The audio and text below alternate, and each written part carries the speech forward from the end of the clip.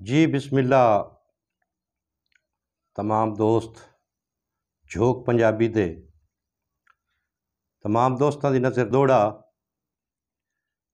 कि शाला बख्त सलामत हरदा रहे और ना बिगड़े कहीं दी ठाठे ते हड वंजण ता आपे वेचा पमदिन जेडे त्रकड़े होवन काठे। भाई बंदा एक भी ढिड चूं ढोल है तां डक लैंदा है सालिम हाठ है।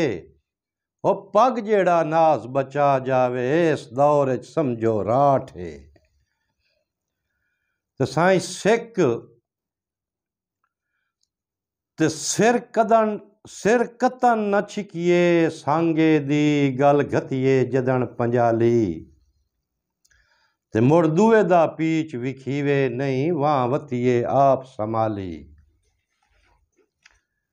ते कस्से सज्जन नू कज्जण गुनाह ता नहीं भाई अल्लाह बख्शे जे खुशहाली भला करके नास जणैंदा नहीं जेड़ा होवे खून हलाली।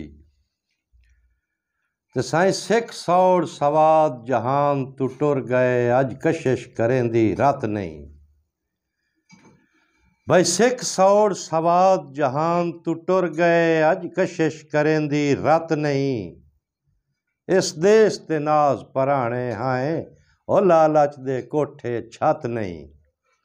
ते रल वसण दी कमलिया सोचे हा विथू जान के लमियां घात नहीं।